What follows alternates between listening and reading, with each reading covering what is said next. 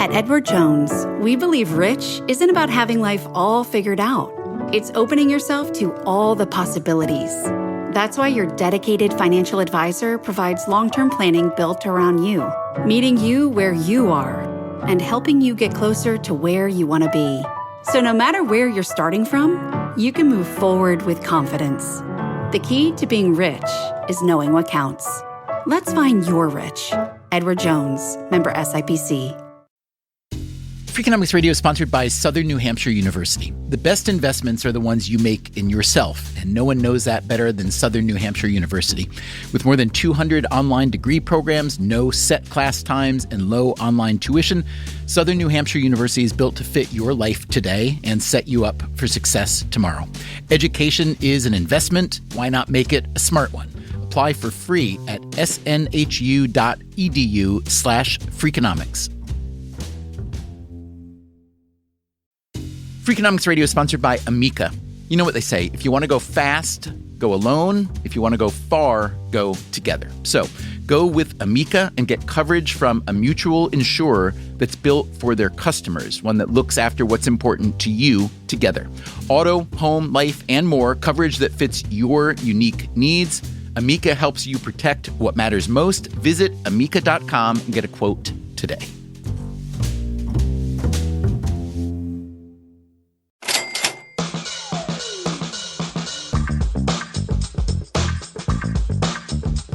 You ever notice something that is so commonly used that it's practically ubiquitous, even though it doesn't work all that well? We get used to things, but does that mean they really make sense? I'm sure some examples come to your mind, maybe some medical practice, maybe a political practice, maybe even something where the stakes are really high, like, belts? So Levitt, list for me, if you would, all the accessories and items of, let's say, jewelry that you wear in a given day. You include a belt? Sure, let's include a belt. Okay, a belt. Yeah, I've never worn a watch. I've never worn jewelry. I don't... no cravat? No. You ever wear a pocket square? I've never worn... In my life, I don't think I've ever had a pocket square, and I certainly have never worn a pocket watch. Cufflinks? Only when forced to on tuxedo days. Mm-hmm. And so for someone who wears no sartorial accessories, why the belt? Boy, you've left me speechless. I don't know why I wear a belt. That's Steve Levitt, my Freakonomics friend and co-author. Now, you'd think when I asked Levitt why he wears a belt, he'd give the obvious answer. To hold up his pants. That's what a belt's for, isn't it? Or is it? The late comedian Mitch Hedberg once wrestled with this question. I got a belt on that's holding up my pants, and my pants have belt loops that hold up my belt. I don't know what's really happening down there. Who is the real hero? On today's episode, we too will wrestle with this and even more pressing questions about the belt. Hey, don't laugh it off. There are health implications. Around the pelvis, there's a nerve that lives there called the lateral femoral cutaneous nerve. There are economic implications. So we believed that this was a sleeping giant of a market. There are, of course, aesthetic implications. You look ridiculous if you wear a tucked-in shirt without a belt. And we look at another solution to another problem, one that really is life and death, that just about everyone believes in, even though they probably shouldn't. And what we found in the data was really remarkable. The facts and the mythology just didn't seem to line up very well at all.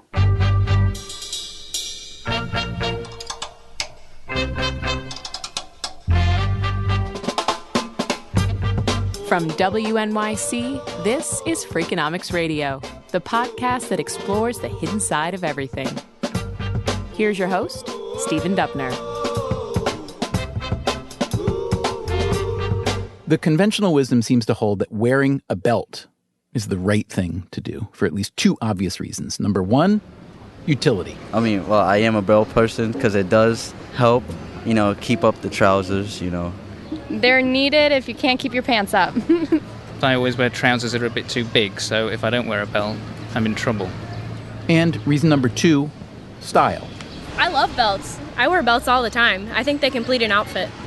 Yes, I always wear belts. They look good.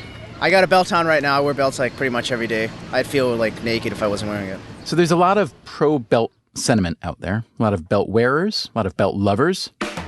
Let me get this right out in the open. I am not among them. I don't like belts very much. I don't think they work very well. I find them uncomfortable. I'm always reminded of this on the rare occasions that I do wear a belt when I take it off at the end of the day and instantly feel much better. So I was happy to have a conversation with someone who feels the same way. For me, it really started back in about 2010 when I was teaching physics in high school. That's Daniel Sefcik. I am a data admin for Newbold Advisors as well as a instructor for Lone Star Community College.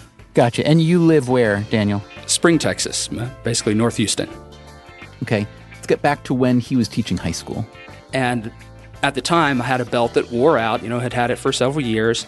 And I thought a second while I was looking for a new belt about the physics of what I was getting. And I was like, well, wait a minute. This basically works the same as a tourniquet. You strap it on, pull it tight, and hope your pants don't fall down. But the physics of a belt, it pushes in and hopes that it creates enough friction to have your pants not fall down. Well, that didn't make sense. I mean, I was talking to my students about how physics and what direction gravity was pulling and moving things, and here I was wearing a belt. And I thought about it a little bit, and I was like, well, wait a minute. I need something to pull up if gravity is pulling down. So, if you're looking for something to pull pants north while gravity is pulling them south... Well, that's suspenders. And so I took a look around, started wearing them, and they were exceedingly comfortable. And so from there on out, I was like, well, I'm not going to get any more belts. So your argument is that suspenders are essentially superior to belts in terms of the function that belts are supposed to serve, which is holding up pants, correct? Absolutely. And that they're superior as well in comfort. Okay. So let's say for a minute that I buy your argument hook, line, and sinker, or belts and suspenders, as some people say. No offense to you at all, but why does it take until 2015 and a high school physics teacher near Houston, Texas, to ask this question that surely millions, if not billions of people have had opportunity to ask before, which is, why are we wearing these suboptimal things when there's something not only that doesn't have to be invented, but already exists that does the job better? Why were you the guy? I would not subscribe something quite so grand to myself, but as far as why belts rule the apparel choice and the choice of holding up your pants, I'd honestly say that it's mostly social momentum. Ah, social momentum. Is it true that the belt is superior to the suspender in the eyes of the people who create social momentum? I mean, suspenders have an image problem. Valerie Steele is director and chief curator of the museum at FIT, the Fashion Institute of Technology in New York. You think of them as being worn by people who are maybe too fat to be comfortable wearing a belt. So you have that image. You have some cool images like punks wear suspenders, but even that is a very kind of aggressive kind of look. So belts, on the other hand, seem much more normative. But how did belts become normative? Obviously, we need to take a step back. My name's Chloe Chapin, and I'm a fashion historian, and I teach theater design at Reed College. So, Chloe, not to be too forward, but what are you wearing right now? That's a great question. I'm wearing jeans, a V-neck t-shirt, and a sweater, and suede shoes that have purple soles. Okay, so let's talk briefly about the history of pants, please. Pants were theoretically invented by the Eurasian horse riders of the Eurasian steppes in the Bronze Age. So like maybe 3000 BC. And they were wearing what before pants? Like a tunic or a wrap, sort of like you could think of a kilt or a sari or a sarong, any just big kind of cloth that you would wrap around the body that would need to be held up. So belts existed before pants did. I see. And belts were worn where then? Were they worn kind of more midriff? Yeah, I think you could think like Braveheart or one of those kind of things where you would use it just to kind of cinch the clothing around you and also as a way to hold up your sword belt. Ah, okay. So they were functional in at least two or more ways at once. Exactly. They would hold your clothes onto you and also hold accessories onto you as well. But then if you want to ride a horse all day, pants are helpful.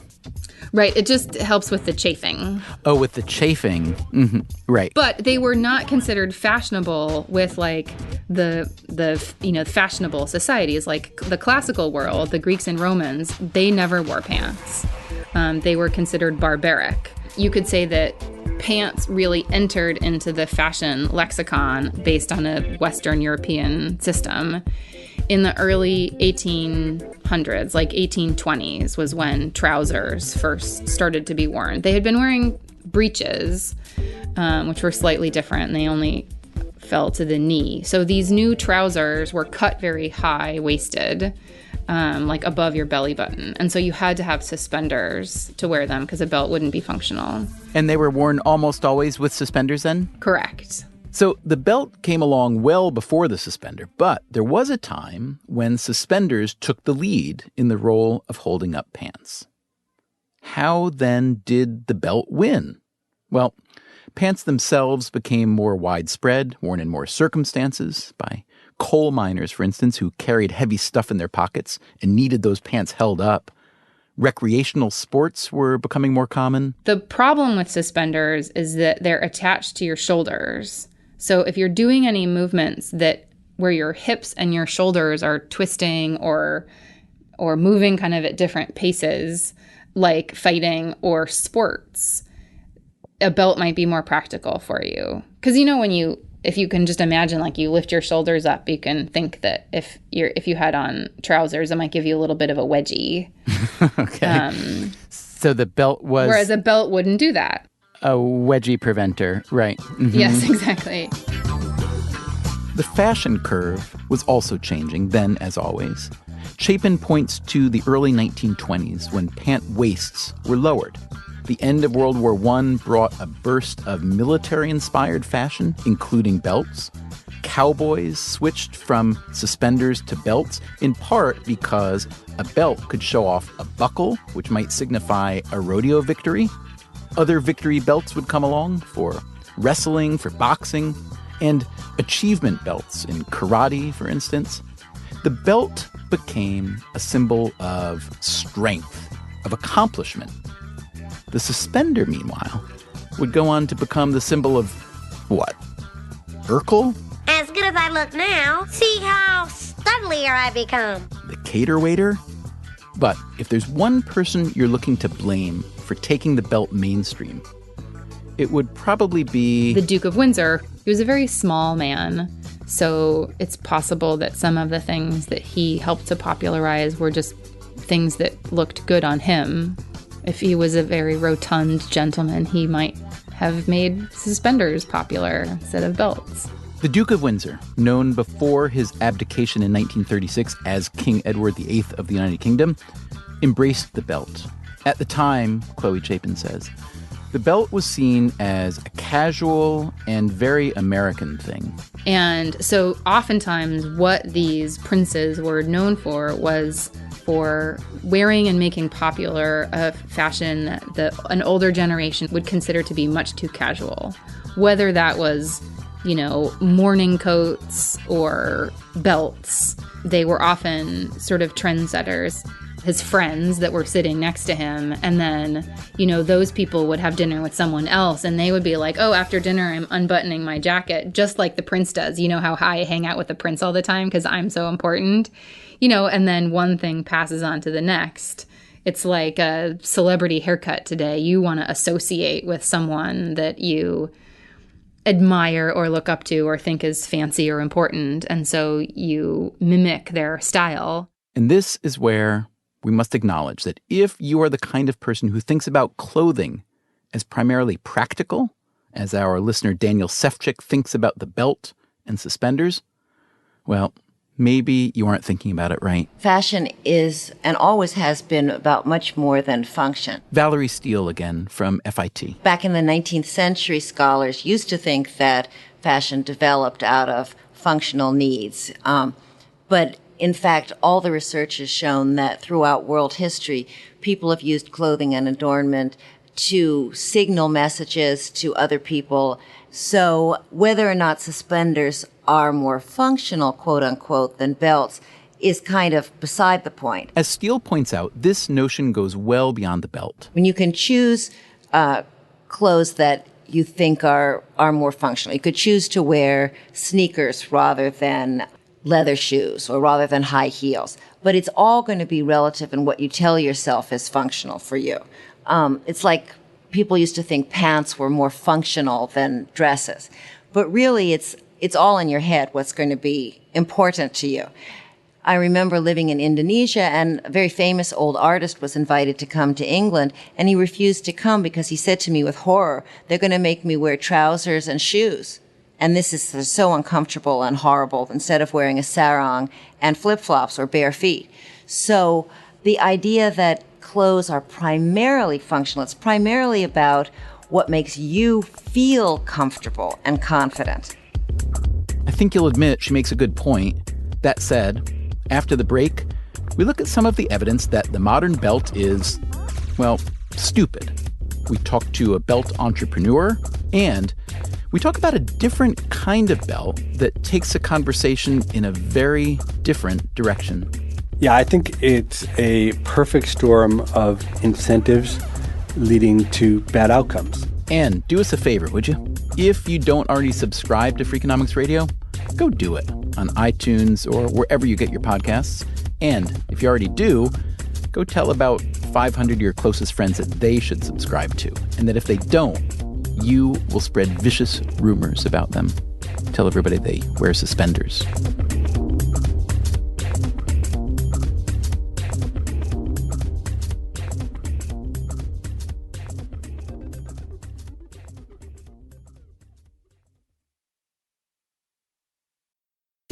Freakonomics Radio is sponsored by Figure. Did you know that 40% of homeowners own their home outright? If that's you, don't let your equity sit idle. Tap it with a home equity line of credit. Figure, the #1 non-bank HELOC lender in the U.S., helps tap equity you've built in your home so you can do things like tackle a renovation or pay down debt. HELOC is a line of credit secured by your home. You can draw what you need, repay, and draw again. Figure offers a 100% online application. Get approved in 5 minutes and funding in as few as 5 days. It's faster than a bank loan and cheaper than a personal loan. Check your rate today without impacting your credit at figure.com/Freakonomics. This post is sponsored by Figure, NMLS ID 1717824. Figure is an equal housing lender. For more information about their licensing, visit nmlsconsumeraccess.org. Figure's HELOC is subject to credit approval and terms apply. Freakonomics Radio is sponsored by Everpure. Data is crucial to businesses, but managing it can create friction, risk, and manual work. Everpure transforms static data into a living system, intelligent, instantly accessible, secure, energy efficient, and ready to perform. Plus, there is zero downtime for upgrades and maintenance. Whether your data is in the cloud, on premises, or at the edge, Everpure makes data management so simple it feels like second nature. Tame your data chaos with Everpure. Visit everpuredata.com to learn more. Freakonomics Radio is sponsored by Southern Company. The world and its energy needs are always changing. Southern Company's commitment to meeting this demand stays the same. That's because Southern Company believes energy is more than a utility, it's what powers possibilities. So they are looking ahead and investing $80 billion in infrastructure upgrades and are committed to fueling growth in ways that benefit all customers so that reliable and affordable energy is accessible for generations to come.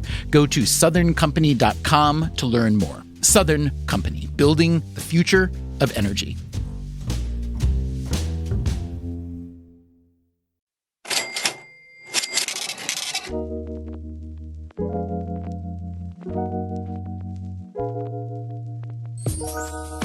The belt is a fairly ubiquitous item, at least for those of us who wear pants. Men are more likely to wear belts than women, in part because men are more likely to wear pants, but also because the male body is shaped more like a tube without the nice rounded hip that prevents pants from slipping down.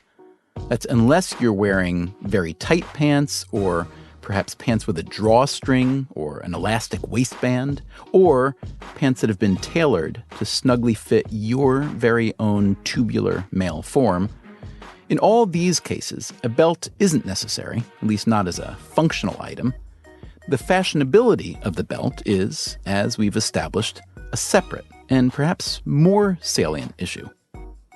In any case, there are among us some men who are dissatisfied with the belt, who see it as a poor substitute for, say, the suspenders. Men like Daniel Sefcik from Spring, Texas. So Daniel, let's make you king for a day. Would you take action against the belt or in favor of the suspender? Or are you the kind of guy who says, you know what, I figured out a better solution for myself, and if the rest of the world doesn't want to get on board, that's their problem? In the king for a day scenario, I would definitely, if I could, issue everyone 8 pair of suspenders, probably either black or navy, because that should fit most outfits, and say, okay, for 1 week, I want you to try it. After a week, if you still want your belts, okay, that's fine. That's your option. I'm not gonna be an oppressive king. I want to try to be at least a little beneficent there. But I think that given the opportunity and to see and interact with your peers in a set of suspenders, coupled with the comfort and the functionality of suspenders, I think that would probably swing it to where we'd see suspenders almost everywhere and belts would kind of go towards the wayside. Valerie Steele of the Fashion Institute of Technology thinks that Sefcik is, how shall we say this, delusional. The thrift stores would be full of discarded pairs of suspenders. I mean, I think that you would find essentially no women wearing suspenders except for a handful who wanted to get that kind of, Berlin in the 1920s cross-dressing look. And you get a few fat guys and you get a few punky guys who would like suspenders, maybe a few hapless guys who thought that the Wall Street look circa 1985 was still stylish, who would wear suspenders. But most people would keep on wearing whatever they were wearing before, belts or no belts. Ouch. Maybe Valerie Steele is right. Maybe the belt is too firmly established as the winner of the holding up our pants contest, and the suspender is irretrievably unfashionable. But before we just accept that and move on, let's at least look at a few empirical differences between the two. Belts, by squeezing inward rather than tugging upward, can be uncomfortable and, if worn too tight, potentially harmful. Around the pelvis, there is a nerve that lives there called the lateral femoral cutaneous nerve. That's Ken Hansraj, a spinal and orthopedic surgeon in Poughkeepsie, New York. Belts can compress it and cause thigh pain, and that's called neuralgia paresthetica. So if your belt is too tight and you do not have an adequate amount of girth or fat to protect you, then the belt will be on the nerve, irritating the nerve, causing thigh numbness and sometimes pain. Hansraj's most recent book is called Keys to an Amazing Life: Secrets of the Cervical Spine. A lot of patients who come to him with pain in their backs or necks have something in common. They wear a belt and use it for something beyond holding up their pants. When you take for example, firemen or medical doctors or plumbers, people that carry a lot of weight around their waist, they're not aware of the consequence of the weight. It's not just the weight. There is a force times distance. And I can tell you from doing other studies that the weight you're carrying around your waist probably weighs 7 to 9 times more to your spine because of the consequence of force times distance. Suspenders, he says, can offer a lot more support for carrying that weight. That's why you often see loggers and construction workers wearing them. And a couple of police studies found that wearing suspenders along with a duty belt increased comfort and performance. All that said, I get it. I get that suspenders just are not a social norm, not yet at least, and that the belt, for now, reigns supreme.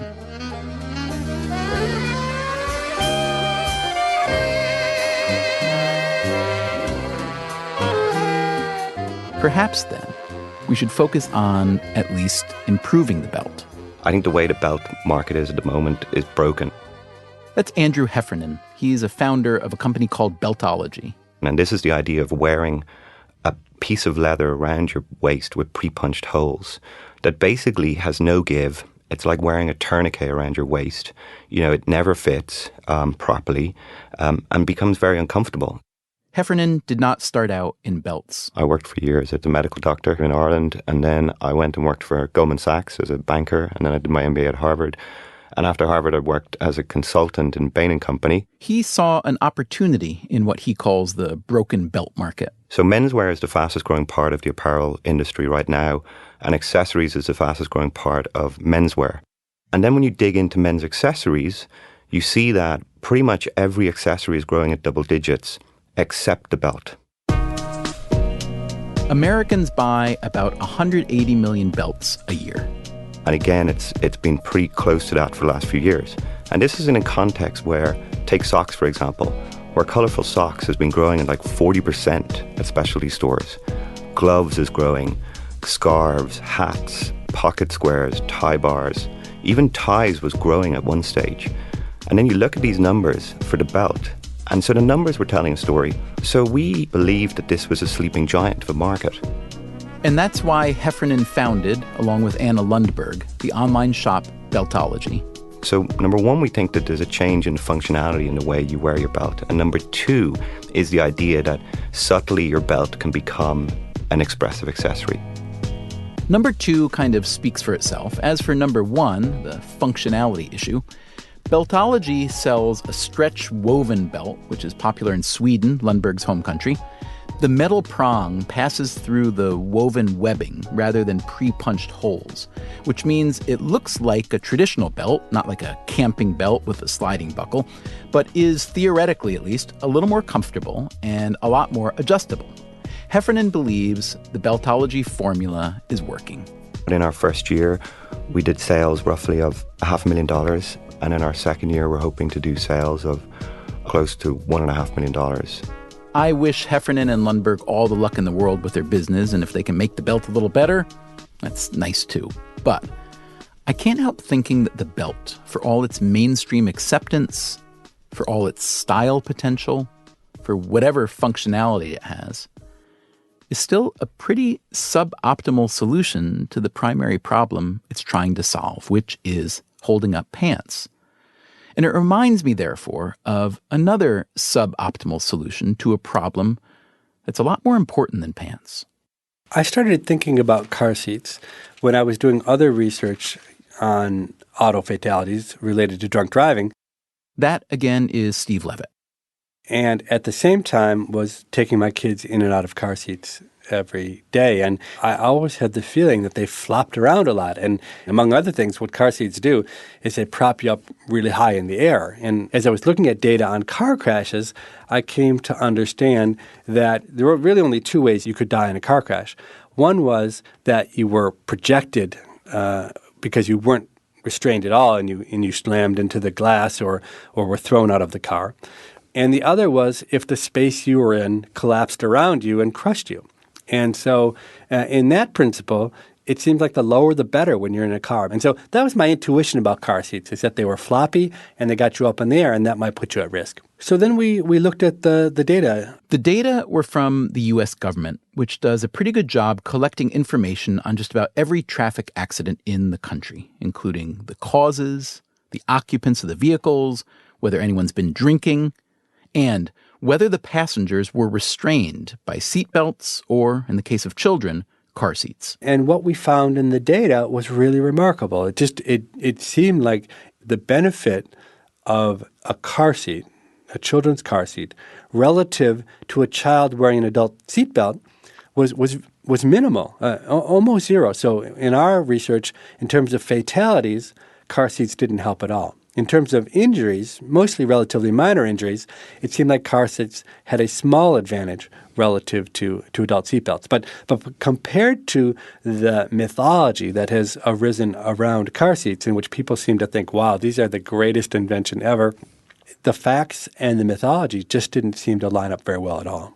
So if you're really concerned about protecting kids in cars, the vast majority of whom ride in the back seat, what would be a better way to rig a car rather than add on car seats? So I don't even know the answer to that because there's been so little thought and research put into it because the car seat has been king. Kind of like the belt has been king. To test out the car seat theory, Levitt and I contacted an independent lab that conducts crash tests. We commissioned 2 tests, a 3-year-old sized dummy in a car seat versus a 3-year-old dummy in a lap and shoulder belt, and a 6-year-old dummy in a booster seat versus a 6-year-old dummy in lap and shoulder belt. Within minutes, we had some data. And the adult seatbelt did great. It would have passed all of the federal requirements that they have for car seats. But I think you and I both came to believe that that ironically, the people in this industry really weren't that interested in saving kids' lives. It seemed like they were more interested in selling products and avoiding lawsuits than actually reducing fatalities. So you just answered my next question, which is why, if car seats aren't really that good at doing the one thing they're supposed to do, are they so omnipresent? I mean, really omnipresent because they're regulated. And I guess the answer is, how do you describe this kind of weird scenario? You've got automakers who aren't responsible, right, for protecting kids in back seats, really. You've got child car seat manufacturers who are responsible even if their stuff doesn't work that well, and they profit from them. And then there's a government who demands it. Is that weird triangulation the reason why we've got this suboptimal solution? Yeah, I think it's a perfect storm of incentives leading to bad outcomes. So the only people fighting car seats in this entire country, Dubner, are you and me. Our research on car seats has been controversial. Not everyone agrees that car seats underperform. But the underlying point is a broader one. For car seats and belts and probably a million other things we use every day without thinking about too much, we form habits. We accept conventional wisdoms that may not be very wise. We think that once someone has come up with some kind of solution, there's no reason to rethink it. Well, I think we should all do a little bit less of that. Our working headline for this episode was "Belts Are Stupid." Out of respect for belt lovers, we ended up toning it down, but I'm not willing to let go of the sentiment. And I'm curious to know what else you think is on some level stupid. What's something you encounter or use or think about all the time that could really use a makeover? Send us your ideas in an email at radio@freakonomics.com or give us a shout on Twitter, Facebook, or iTunes, where you can also latch on to a free subscription to this podcast. And while we are talking about stupid things, we're working on another episode about the stupid things we all do in the kitchen. We'll be talking with a food science guy who says we're getting a lot wrong, and we'll answer questions like, when is the best time to salt your burger? How long should you let your eggs sit before they go on the stove? And is New York pizza really better because of the water? So we want to put your voice in this episode as well. What are some of the culinary secrets you swear by? Who taught them to you? And, most important, do they really work? No recipes, please. Just go ahead and make a brief audio recording. You can use whatever voice memo app is on your phone and email us the file at radio@freakonomics.com. Please tell us your name, age, and where you're from. And thanks.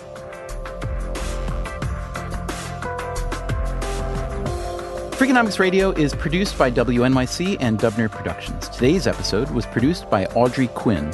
Our staff includes Irva Gunja, Christopher Worth, Jay Cowett, Greg Rosalsky, Merritt Jacob, Kasia Mihailovich, Caroline English, and Allison Hockenberry. We had help this week from Matt Fidler. Starting this fall, you can hear Freakonomics Radio on public radio stations across the country. Make sure your station will be carrying it. And if you want even more Freakonomics, the books, the blog, side projects, etc., you can visit us at freakonomics.com. You can also find us on Twitter and Facebook. And remember to subscribe to this podcast on iTunes or wherever you get your podcasts.